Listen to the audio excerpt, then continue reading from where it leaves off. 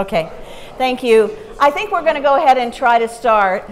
I so appreciate you coming this evening for this, and I want to give a little bit of an explanation about tonight and who we are and what this is all about. First of all, we are the Fremont Union High School District. There's a great many people here who represent the Fremont Union High School District and might be available to help answer questions as we work through this evening. I wanted you to know that we originally had planned this evening for last Thursday, and we were going to be doing it at our district office. And it turned out that that wasn't a good plan for a lot of reasons. And the city asked us if we would do it this evening in conjunction with some of the charrette work, so that those who came to look at the charrette about Vallco would have an opportunity to come in here and learn a little bit more about education.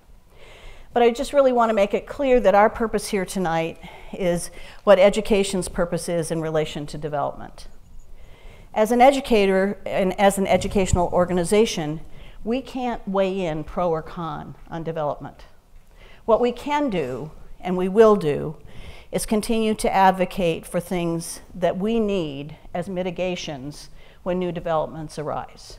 And we are asked all the time about the impacts of developments. And we work in our office to think about what are the impacts and how are we going to handle it. So what you're seeing tonight is a little glimpse of that work about a very big project, which is Vallco. And we also had heard from some of the previous charrettes that there were a great many questions about things like enrollment and the impacts and some of the financial impacts and some of the worries, which make perfect sense to me. I mean, I think when you're worrying about overcrowded schools, especially when you're thinking about sending your children to them, that's a real worry.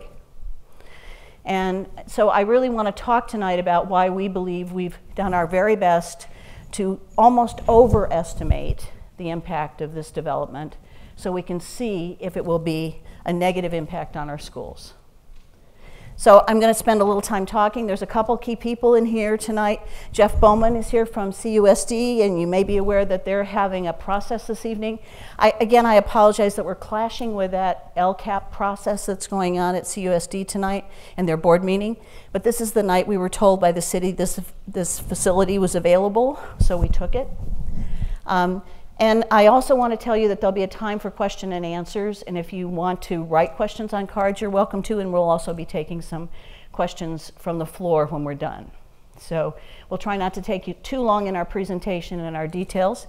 There's one other person that I'll introduce more in a few minutes. That's Tom Williams, and he's our demographer, has been our demographer for many years, is a demographer for most of the districts in Santa Clara County, and we'll tell you a little more about him when we get further along the process. Okay, I've got to figure out where to point this. But first I have to turn it on. Rachel told me to leave it off because I would wear out the batteries. Okay.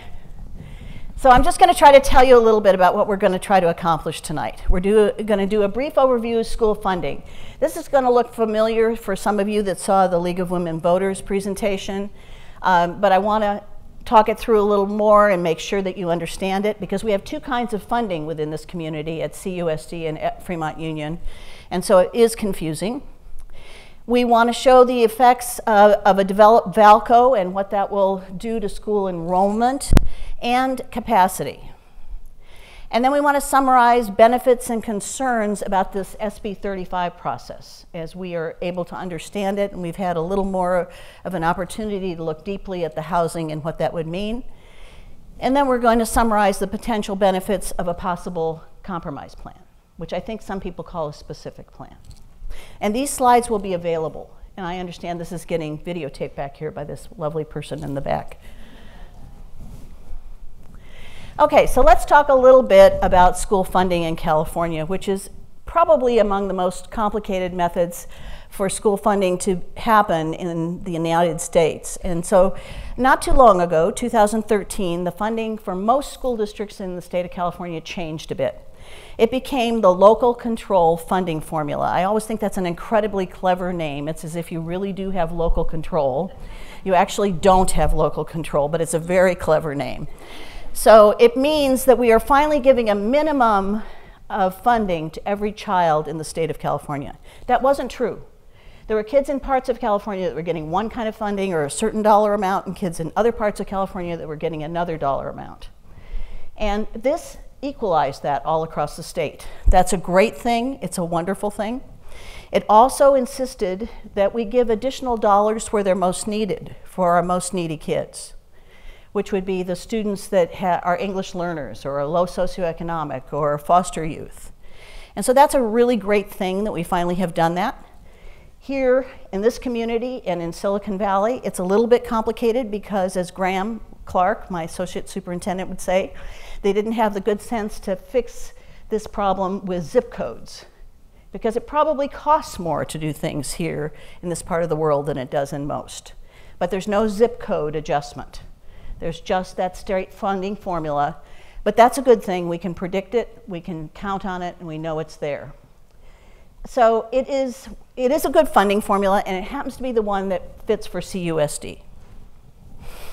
So the other good thing, because there's been a great deal of new money that's been put into education in Brown's last few years here, and we're very excited about that, but it has really only brought California from 49th in the nation on student funding to 41st. I mean, we'll take those 8 points, but it's still not enough. But I think you ought to know it has helped. So let's look again. Local control funding formula. So here's how it exactly works. Here's the mechanism that works. If your local property taxes are enough to meet that minimum funding standard per kid, then you just use your local property taxes and fund the kids in your local community. If it's not high enough, if it's less than that amount, the state backfills. Now, I'm betting most of you think that here in Cupertino that you would have that fully funded through property tax. You don't. In fact, it's about $30,000, or 30%, is that correct? About 30% short for that base level of the local control funding formula. So that's a little bit of a surprise, but that is the truth. That's what happens. Now, Fremont Union High School District is funded differently. We didn't choose to be funded this way. We didn't get a better score. We didn't get voted in to get this funding. We just happened to get it because of the way the property taxes work. So we are lucky because we're a much broader area than CUSD. We include Sunnyvale Elementary School District. Our property taxes are greater than the LCFF level. Just our property taxes. That just happened. We didn't make it happen. It happened. And as a result, because it's greater than the LCFF amount, guess what? We get to keep it. And that's really good. There are about 100 school districts in the state of California. It ebbs and flows, but it's about 100 school districts in the state of California that are funded this way.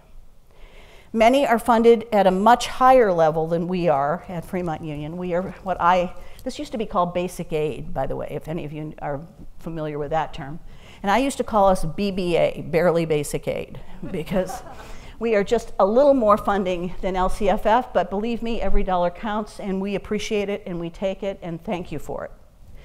So I know this is confusing. It might sound like, how come Cupertino Union's getting shortchanged, or how come Fremont Union got so lucky?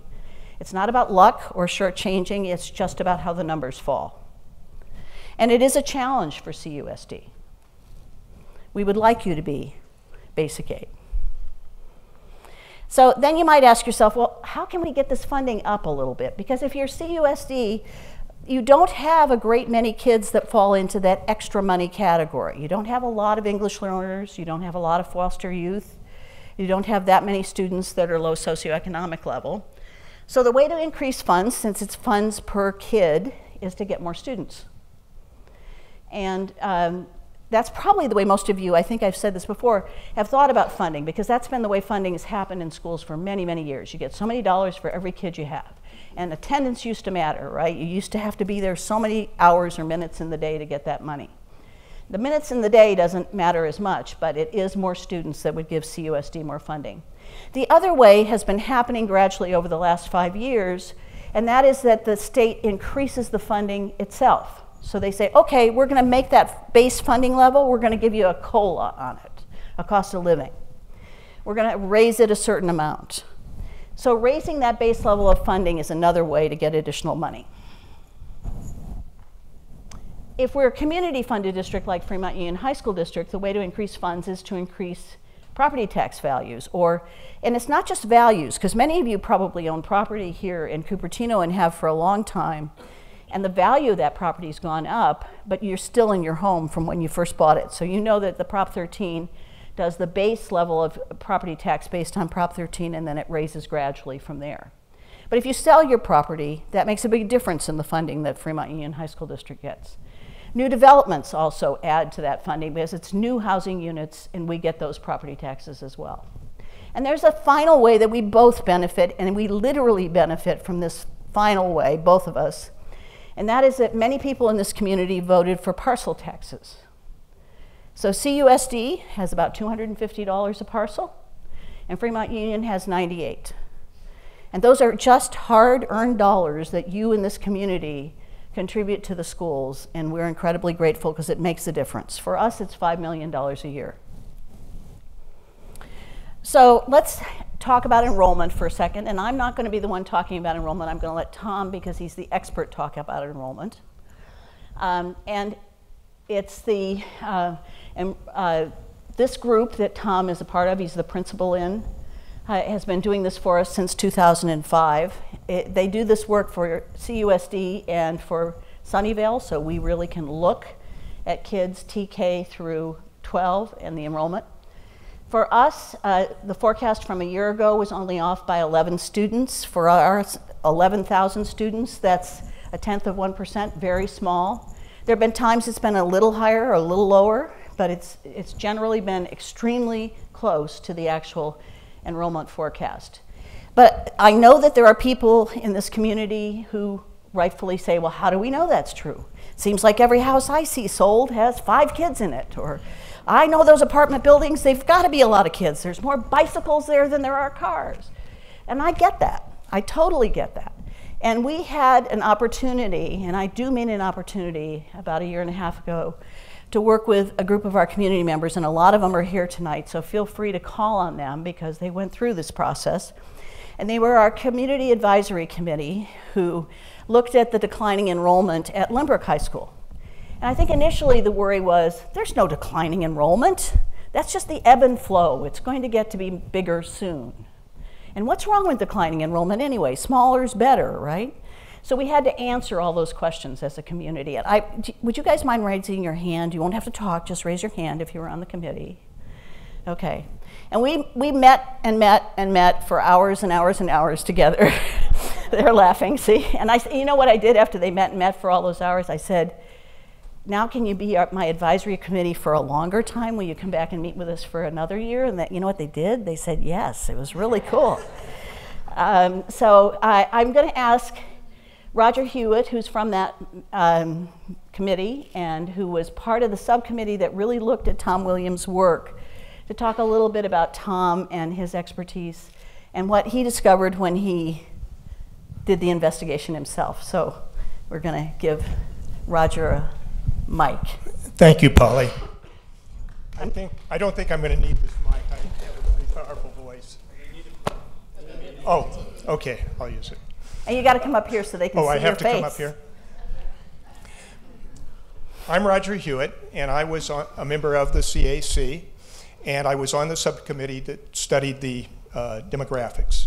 And I had a special interest in this because I had a theory that I could correlate the number of homes that were sold in the Lynbrook area to the number of students we were going to get in the pipeline.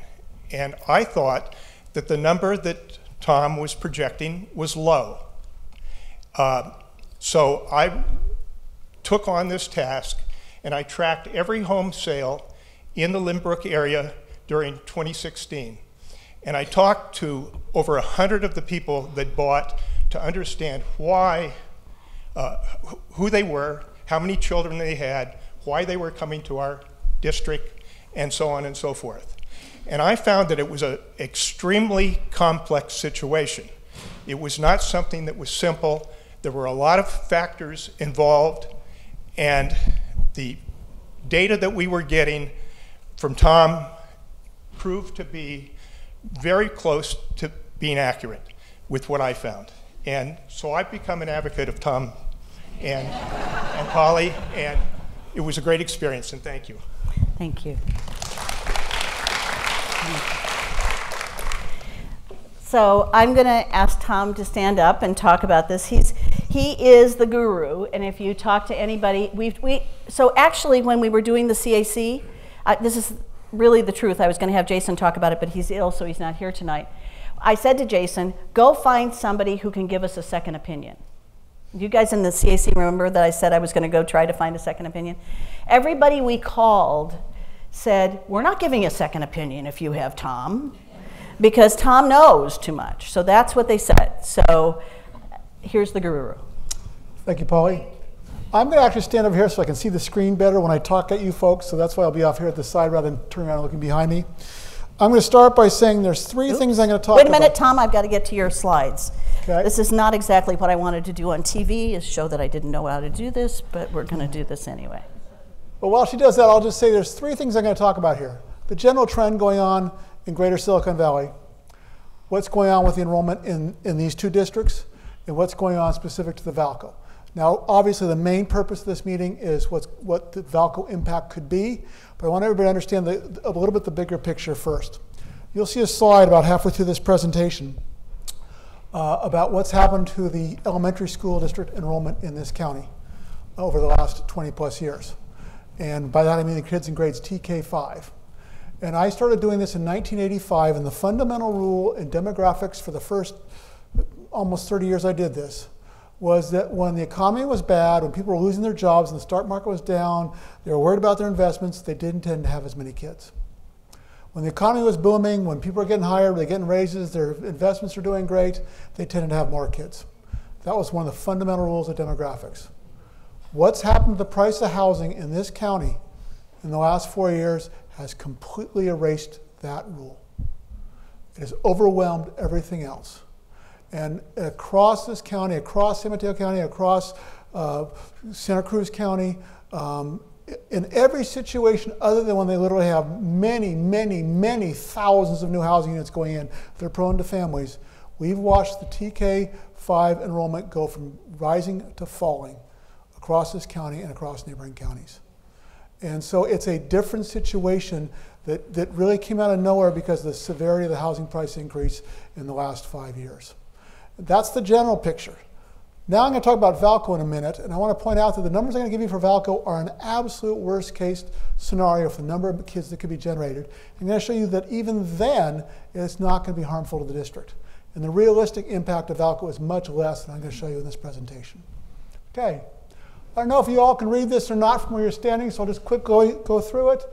Bullet 1, the projected total Fremont Union High School District enrollment will, with all the expected new housing other than at Vallco included, declines by essentially 1,000 kids in the next 6 years. A major reason for that is simply we've got big classes now sitting in the high school grades that are going to graduate out, and we've got smaller classes coming up out of the Cupertino and Sunnyvale school districts. These are kids here today just graduating upward. With new housing, the extent of its impact added on top of that. The only thing I pulled out of these numbers was Vallco, so we could talk about them separately. Similarly, for the projected total for the Cupertino School District, with all the expected new housing other than Vallco included, it declines by 1,500 students in the next 6 years.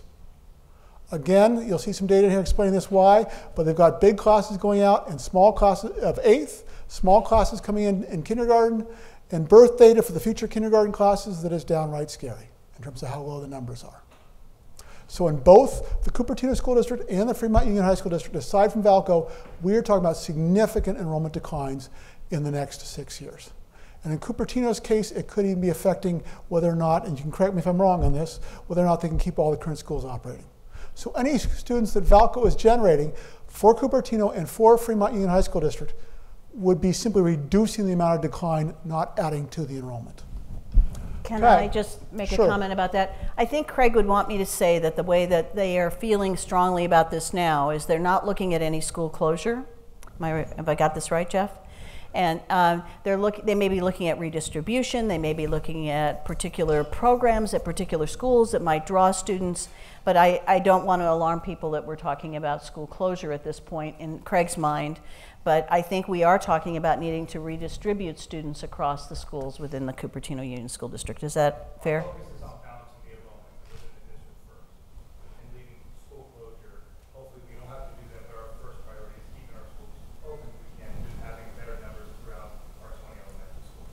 Thanks, Jeff. I'm sorry. That's perfect. Thank you. Okay, the bullet 3 is that the latest proposal for the Vallco location has 2/3 of the units being studios or 1 bedroom.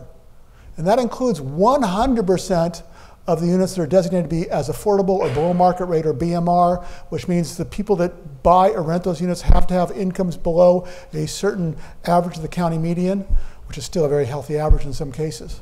So think about that for a minute. 2/3 of these units are going to be studios and 1 bedrooms. They're not going to be full of kids. Even in districts desirable as these two, we're probably likely to see 1 kid in every 10 units. I'm not going to apply that ratio. I'm going to show you a different student generation rate in a minute that comes from developments that average far more bedroom units per unit than this proposal. But even with that far higher, what we call student generation rate, there still is not a problem for these 2 districts in terms of this development causing enrollment growth. So I'm going to be doing a worst case scenario here. But again, keep in mind that 2/3 of these units are going to be studios and 1 bedrooms, including all of the affordable units. For 2 large apartment developments that became fully occupied in the last 4 years in the Vallco vicinity of the Cupertino, namely what's called 19,800 apartments, went through the approval process. Is Rose Bowl, is right next to Vallco. Some people know where it is. It's right next to Wolf Road. And the other one was the new phase, the Biltmore Apartments on the south side of Stevens Creek Boulevard. Those collectively are averaging 32 Cupertino students in every 100 units and 8 Fremont Union High School District students in every 100 units. So they're averaging about 2 students collectively in every 5 units. What's important to note here is that the 19,800 apartments are entirely multiple bedroom. In fact, they're very large multiple bedroom units. And even the Biltmore units, the overwhelming majority, were multiple bedroom units. So when I talk about these student generation rates, I'm talking about coming out of apartment complexes that have a very high bedroom ratio. And I'm comparing it to a development that's proposed to have 2/3 be studios and 1 bedrooms. So even if I take this worst case scenario, which is highly unlikely, I'm going to show you there's still not a problem. I also point out that 3 large additional apartment or condo developments occupied in the last 2 years also have high student generation rates. This includes the second apartment building at City Center. This includes the Metropolitan in Cupertino that's also by Vallco, and the Montebello condos that's right at the junction of Deanne's and Stevens Creek Boulevard. Those also have very high SGRs, but those also have high ratios of multiple bedroom units, much higher than the proposed development. So the bottom bullet there says, even if Vallco provides student at the SGRs of these large, much higher bedroom unit ratio developments, we still would only offset about 50% of the Cupertino Union School District decline and about 20% of the Fremont Union High School District decline in the next 6 years. And that's being optimistic that Vallco can get done in the next 6 years, which is also overly optimistic. And that's, so if I come up with the highest numbers that possibly could come out of these developments, we still have a 50% drop for Cupertino of the total and a 80% drop for Fremont of the total. Here's what's projected. This is a kind of a complex table, so I just try and explain that enrollment changes as it graduates upward to the grades. So don't look specifically at the same amounts between, say, kindergarten and 8th grade. That's not valid because some of the populations decline as they graduate upward, some rise. The bottom line is the total now for the Cupertino Union School District in green. Last year, there were grades 6, 7, 8 that were big classes relative to the. Then, from last year to this year, one of those green classes graduated out, and another small class came in kindergarten. Does this make sense to everybody? Bottom line, total grade level enrollment change in just the last year for Cupertino School District, they lost almost 600 students. That's just the last year. Now, going forward from the current enrollment, I've got 2 really large classes sitting in grades 7 and 8. I've got 3 still fairly large classes sitting in grades 4, 5, and 6, and smaller classes in K3. Now, based on the birth data, which I'll show you in a minute, we're going to continue to go down in kindergarten. Those may even be optimistic kindergarten numbers based on the latest birth data that I got just yesterday. And so we're going to graduate out those green classes, those pink classes, and have a bunch of brown classes. Bottom line is, just by rolling that distribution forward, bringing in actually somewhat optimistic numbers in kindergarten based on what the birth data is telling me for this local area, we're going to be down 1,500 kids in 6 years in this district. Does that make sense to everybody? Next slide, please, Polly. This is the same table for the Fremont Union High School District, except for what's in K-8 is now the combination of the Cupertino student population and the Sunnyvale School District student population. But it doesn't change a lot. You'll see there's still the brown, smaller amounts in the lower grades, the intermediate amounts in the pink, and the larger amounts in the green. Now, for the Fremont Union High School District, they actually had one of those pink grades in 12th grade last year. And the biggest grade last year throughout TK-12 was in 8th grade. So last year they had a pink class go out and the biggest green class come in. So lo and behold, yes, they did go up by 195 kids in the last year. People say, well, how can you say the Fremont High School population is going to go down when we grew 200 kids last year? That's because after 2019, we're going to peak out with 4 green classes in grades 9 through 12, and thereafter they're graduating out. And by the time we get to 2023, I've got the first of the smaller brown classes reaching 9th, and that alone, along with the loss of all the green classes, results in a 1,000 student loss.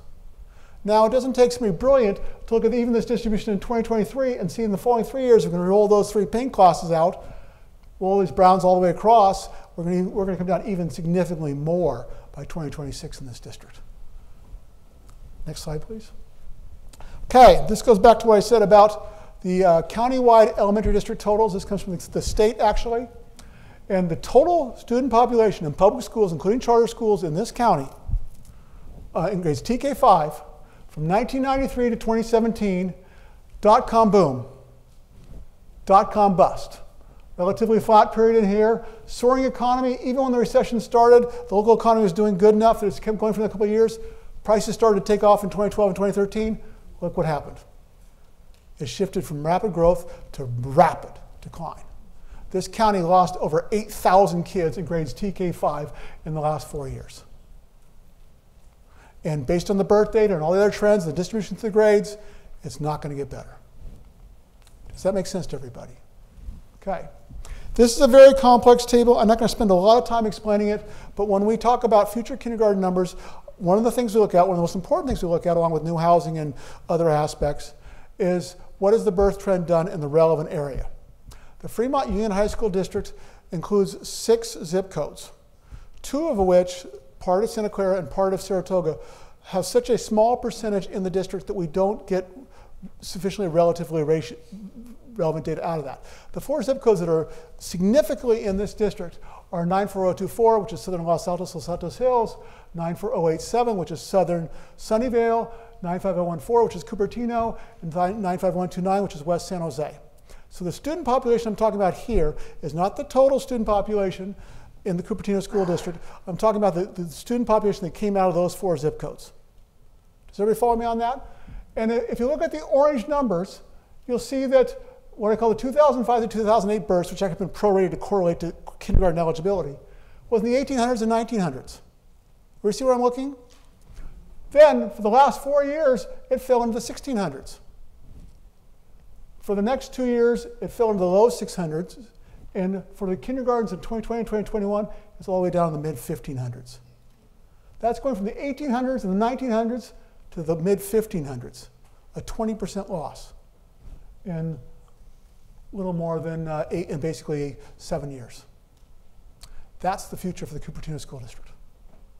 So, what did that mean for the students enrolled in kindergarten in the Cupertino School District? In that column, you'll see in the first 4 years, it was all in the 1700s. In the last 4 years, in the 1500s and 1600s. We get down here, it's in the 1400s. So we're going from the 1700s to the 1400s. Again, essentially a 20% loss. That's what the future of the Cupertino. So even with that loss, I've already showed you 600 kids lost in the Cupertino School District in the last year. We got more losses coming. Next slide, please, Polly. Okay. This is the student generation rate. This is the average number of kids per unit. I just talked about this a little bit in the 6 developments built recently in the city of Cupertino. I'm just going to point out that in the report, I sampled those 2 most recent developments, and I came with the 0.4 that I told you about in the green.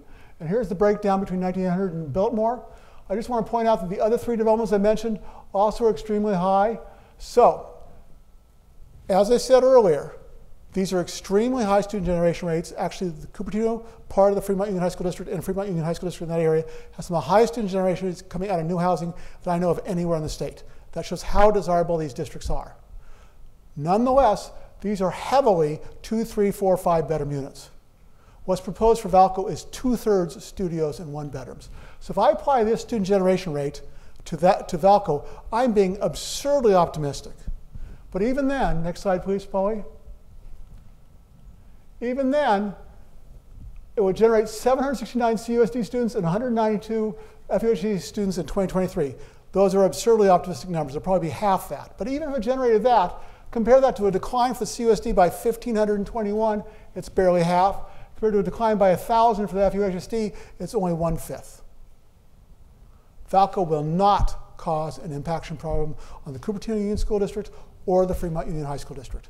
It will simply be reducing the degree of the decline, no matter, and those are optimistic numbers. It'll probably even reduce it less than that. As I say in the third bullet, there's an environmental impact report that will come out shortly, and it'll show the more likely SGR in the environmental impact report is less than half of what I'm stating here. And again, after 2023, both the Cupertino School District and the Fremont Union High School District enrollments are likely to go down significantly further. Okay, turn it back to Polly. Oh, you want me to show this? Okay. Yeah, this is important. This is the 5 attendance areas. This is a kind of complex table. I do all my analyses based on where your students live, not the schools they happen to attend. In Cupertino School District's case, they got a lot of kids that go to the special schools of Faria, Murdoch Portal, and McAuliffe, and they don't have their own attendance areas. So it makes the resident population of the attendance areas for their schools seem severely negative because so many kids go to Faria and Murdoch Portal and McAuliffe. And in the cases like Stockholm, they also go out for other reasons because of impaction. So the attending adjust number is the adjustment of the actual attendance of the Fremont Union High School District kids out of their attendance areas. Lynbrook picks up 200 kids from outside its attendance area. If it wasn't for that, it would be even a 200 lower student enrollment than it is today. Because of the distribution of the student population in the Lynbrook attendance area, with much lower student numbers in the upper elementary grades and lower elementary grades today than are now in the high school grades, we could be talking Lynbrook being down over 300 more kids to an enrollment of under 1,300 without this net gain in 6 years. Now, obviously, this net gain is probably going to stay around. It's probably going to be even bigger. But even with a 200 gain, it's only about 1,500 kids. For Cupertino High, I'm projecting a loss of 201. Well, I just showed you an SGR table a minute ago that said the maximum number of kids Vallco might theoretically be able to create, which is really optimistic, is 194. So all that would do is offset that 201. With the most wildly optimistic student generation rate I can come up with, it will just offset the decline for Cupertino. And in addition, with the decline that's going on in Lynbrook, I won't be surprised if some more Cupertino kids are coming out of Cupertino and going to the Lynbrook attendance area, which then would actually cause more decline in Cupertino. Does that make sense to everybody? Go ahead, Polly. Yeah, I just want to say something about that decline, the 200 kids at Lynbrook. Those people who raised their hands and our board came up with a plan that helped the declining enrollment in Lynbrook by having volunteers from the Cupertino High School area come, a specific area in Cupertino, come to Lynbrook, and we've been able to offset that decline. And this group that I said was going to continue to work with us, we're working on this problem, and we're really looking to the future and seeing how we're going to make sure we do a bit of what you're talking about at Cupertino Union, which is balancing the enrollment. So obviously these kind of numbers help us think through the future and how we're going to continue to do that. But right now our goal is to do that through some voluntary processes and keep using the community group that's been so helpful to us to keep working on that problem as we move forward. And then this, I can't fit all of the Cupertino schools on one slide, so I just focused on the schools at the elementary level that are in the vicinity of Vallco, plus I did the middle schools that are in the vicinity of Vallco. Again, these huge attending adjust numbers are mainly because of kids going to the special schools, Freya, Murdoch, Portal, and McAuliffe. So don't be shocked by these huge net adjustments. The more important thing is just to focus on the degree of change being forecast out here. For Eaton and Eisenhower, Eaton is forecast to be down by 26 in 6 years. Eisenhower is forecast to be up by 107. The main reason for that is the Fort Bay Apartments. I don't know if you all are familiar with that, but it's a 500-unit apartment complex about to be built on the south side of Stevens Creek Boulevard in San Jose. If that causes too severe of an impact on Eisenhower, it could just as easily go to DeVargas. So don't be thrown off too severely by that 107 growth figure. And you'll notice the middle school level loss is going to be down by 114 in 6 years to under 1,000. So whatever kids are generated from Vallco for Lawson will help that program. Do you want to comment on that at all? Okay. Thank you, Tom. Thank you. So I really appreciate that.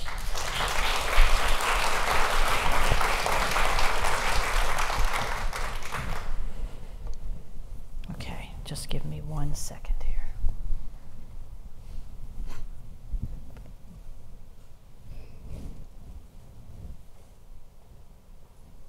Might have to. Okay.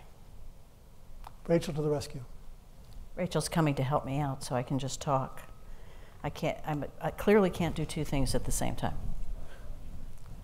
Thank you. So I hope this, we look at numbers like this all the time. I think it's really important for you to know that. I mean, that's how we make a decision about how many classrooms to build, how many teachers to hire, how we're going to think about programs in the future. And so it's really, really important for us to do this. See, I really screwed this up. Can you believe this?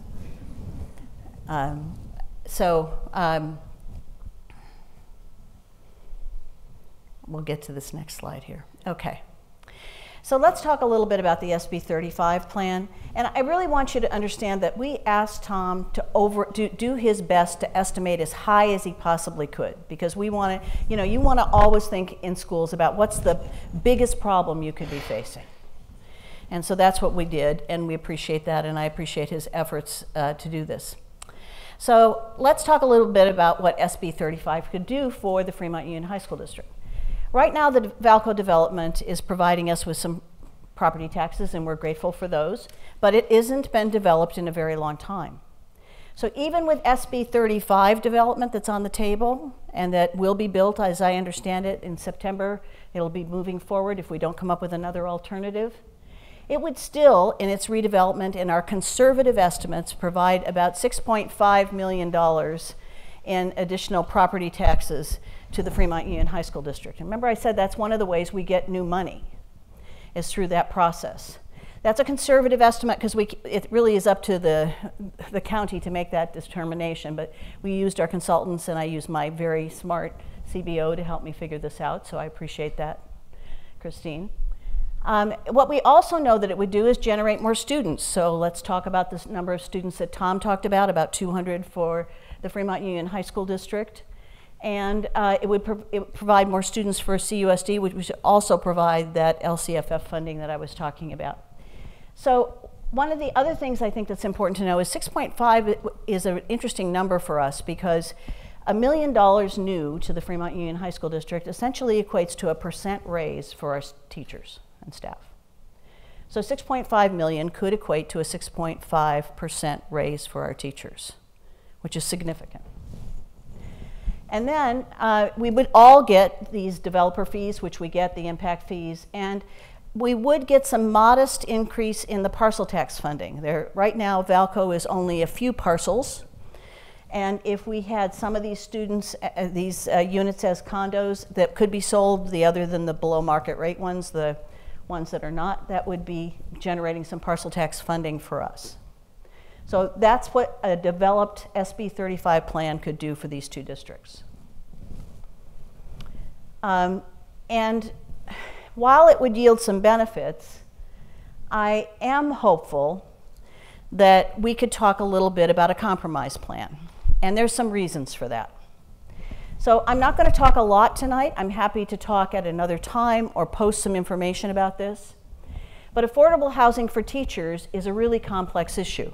And just out of curiosity, you don't have to raise your hand, just think with me a moment. I'm not going to have you single yourself out. I'm not going to be that bad teacher that makes you raise your hand in places. How many of you in this room think to yourself, thought, well, if there's below market rate housing, that ought to help teachers. That ought to be the kind of housing teachers can now get to take advantage of. And, you know, if you thought that, I thought maybe that was going to be true too. So we went to the website. And the website says that for a single person, the below market rate salary that you would need to qualify is $66,000 a year, roughly. Am I right, Tom? And our teachers, we're making close to that as brand new teachers last year, and we worked hard so that we could be competitive in the county, and now our brand new teachers make $70,000, and we were really excited, and I'm still really excited, but it definitely doesn't qualify them for the below market rate housing. And affordable housing for teachers, is it an issue? Yeah, I could talk about that a long time. There are stories where we are losing teachers. We hear about it every day. Sometimes a kid's favorite teacher. 2 of our best speech and debate people are leaving. It's killing us. But it's hard, and it's not hard just because they can't afford housing. It's hard because the commute is so complex and so long. And the kinds of things that you lose maybe aren't the teacher themselves, but the chance for those of you that are in this room to do what you did with your teachers. Stop in after class and see them. Ask them a question. Talk about a club you might want to start. Talk about something they brought up in class today that you thought was interesting and you want to learn a little more about. It's not going to happen as much, because if your commute is already over an hour at 3:30 in the afternoon, how likely are you to be able to think you can spend that extra hour with kids who you love, who you want to spend time with, but it's going to make it impossible for you to get home in time because your commute suddenly turns from an hour to 2. So it is an issue for us, and I'm not going to talk a little bit more, too much more about it. The second thing that a compromise plan could begin to give is some community benefits. One of the big community benefits that we have been discussing prior to the SB 35 plan and prior to any kind of certainty around a specific plan was a home for our adult and community education program. And just out of curiosity, are there people in this room that have ever taken an adult class from the Fremont Union High School District? Okay. We serve about 16,000, am I right, Peggy? 16,000 adults in this community. And because of some renovations that we're doing at one of our schools, we had to move adult ed out to make room. It's a domino effect. We need temporary housing. And Vallco did give us a spot. I met with some folks from Better Cupertino to talk about it. They gave us a spot for a few years to put our adult and community education. It's right next to Benihana's. It's in the old food court. Most challenging thing was to get the smell of hamburgers out of that food court. But I think it's going to happen. And it's going to open in the next month. And so one of the reasons we were so excited about that is having something like an adult and community education in the center of this community that uses it so much and so frequently seemed like the ideal place. So unfortunately, under SB 35, that's not an option. So that was one of our hopes. You probably have heard a hope about our innovation center that we were hoping for, which would be a place to showcase the incredible kids we have.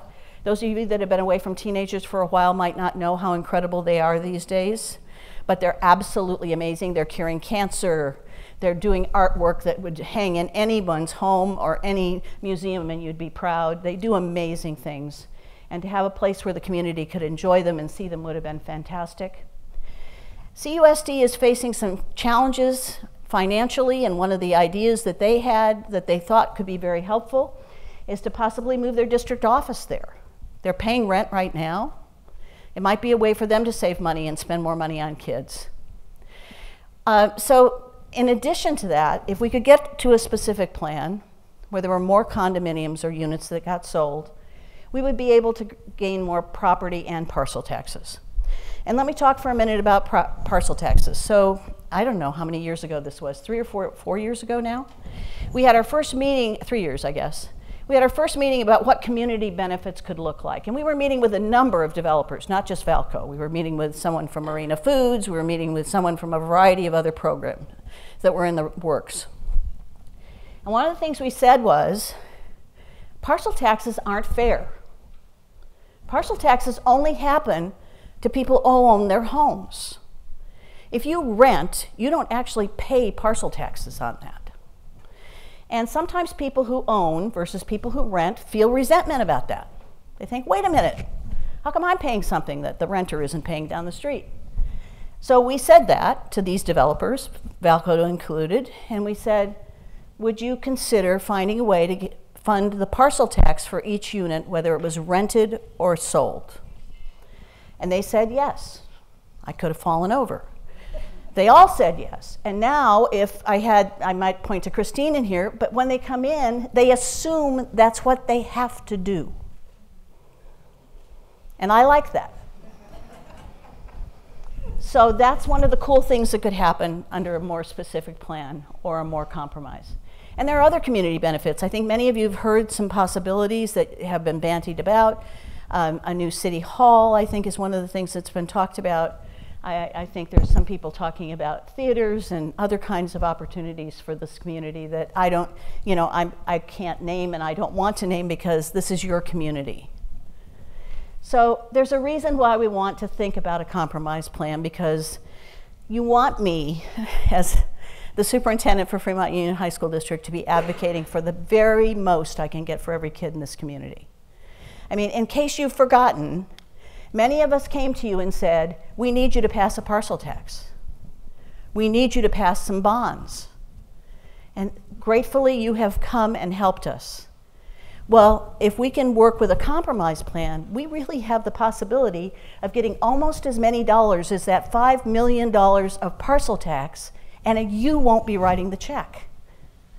So I feel like I should be saying to you, this is a possibility we should not ignore. I can't promise that it's going to happen, but it seems very, very likely that that would make that much of a difference. So what have we done tonight? We've done a brief overview of school funding. We've demonstrated the effect that Vallco will have on enrollment and capacity.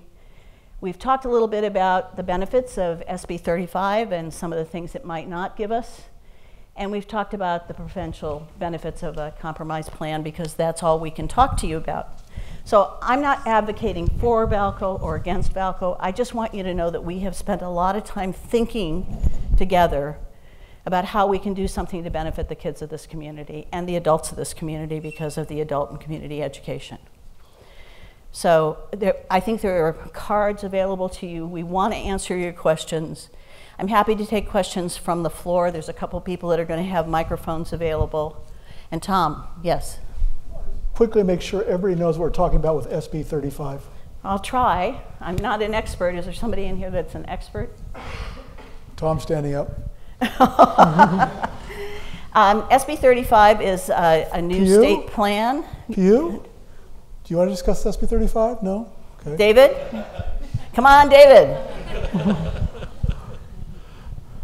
SB 35 was a bill that was passed this last session that permits streamlining approval process for certain types of housing developments, and actually can be mixed use as well. Sand Hill Properties had submitted an application under that statute that they believe qualifies, so it would allow them to essentially be approved ministerially at the staff level if they actually do comply. So that's SB 35, and that's why it's relevant to Vallco. So again, I want to answer some questions. I also hope you will use the cards for questions, and here's why. It's not likely we're going to be able to answer all your questions live tonight, but those of you that know us well, we're going to be doing our best to take all your questions and then answer them on our website, because that's what we do. We really do try to answer questions and have them publicly available. So I've got, I have the two microphone people wave so we know where they are. And then I've got card people. Where are my card people? Tom and Graham and Rachel are going to process the cards, and we'll try to help with those as well.